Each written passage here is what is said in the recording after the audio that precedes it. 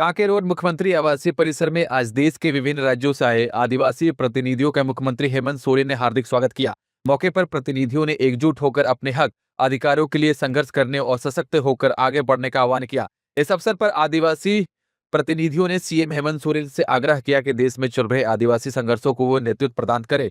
मुख्यमंत्री ने इस अवसर पर अपने संबोधन में कहा कि झारखंड की धरती हमेशा से वीरता, स्वाभिमान और संघर्ष की प्रतीक रही है। धरती आबा भगवान बिरसा मुंडा से लेकर दिशोम गुरु शिबू सोरेन जैसे अनेक वीर वीरांगनाओं के त्याग और संघर्ष ने आदिवासी अस्मिता को नई दिशा दी है।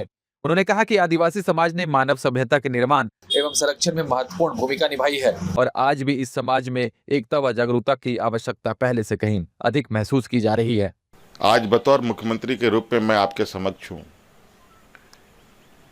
कितने झंझावातों, कितने चुनौतियों के बाद आज हम इस जगह पर हैं और ऐसा नहीं है कि ये बहुत हमारे लिए सुकून वाली जगह है।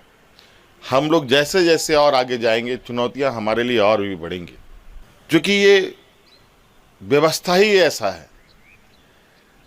समंदर में, नदी तालाब में आप देखते हो कि बड़ी मछली छोटी मछली को खाता है, तो सामाजिक व्यवस्था में भी बड़ा समाज छोटा समाज को वो अपने अंदर उसको समाहित कर लेता है। तो हमें हर और स्वाभाविक है, उसको ज़्यादा आसान होता है बड़ी मछली को छोटी मछली खाने में, और छोटा मछली बड़ा मछली को तो नहीं खा पाएगा, वो तो अव्यवहारिक है। हाँ, समूह के रूप में अगर हम बड़ा हो जाएं तो हम सुरक्षित जरूर रह सकते हैं। ऐसी स्थिति उत्पन्न हुई है जहां हमारी परंपरा, संस्कृति, सभ्यता सभी जगह से हमें खदेड़ा जा रहा है। जल, जंगल, जमीन, यही परंपरा, यही संस्कृति और इसी के साथ जीने मरने वाला समाज। भगवान बिरसा मुंडा से लेके इस राज्य में अगर हम दिशोम गुरु शिबू सोरेन जी की बात बोले, अनगिनत ऐसे लोग रहे, या तो उस आंदोलन और उस संघर्ष में उनकी जानें चली गई, चाहे वो जेल में उनको मरना पड़ा हो या फांसी में चढ़ना पड़ा हो या पुलिस की गोलियों से मरना पड़ा हो, या गुरुजी जैसे ऐसे व्यक्ति जो संघर्ष करते करते उम्र के उस पड़ाव में आ गए कि अब शरीर भी उनको साथ ना दे। हाँ, ये जरूर है कि ऐसे ऐसे जगहों पर एक संघर्ष का जो दौर है वो टूटता नहीं है। कि आज के वर्तमान जो लड़ाई है, कहा जाए कि एक ऐसे व्यवस्था से लड़ाई है जो हमारे इर्द गिर्द में ही खड़ा रहता है और उसी के साथ हमारा संघर्ष चलता है। आज उसको संघर्ष को लड़ने का एक काबिलियत बनाया। हमको लगता है पहाड़ी इलाका को छोड़ करके, हमारे नॉर्थ ईस्ट के राज्यों को छोड़कर किसी राज्य में आदिवासी मुख्यमंत्री के रूप में कभी भी किसी भी जगह पर नहीं देखा गया। जब पहली बार झारखंड में एक आदिवासी मुख्यमंत्री बना तो छत्तीसगढ़ में भी आदिवासी मुख्यमंत्री बना, उड़ीसा में मुख्यमंत्री बना। वो बना नहीं, एक डमी के रूप में, उसके पीछे 2 AK-47 भी लगा के खड़ा रखा है डिप्टी सीएम के रूप में। चौधरी जी ने एक बेड़ा उठाया है।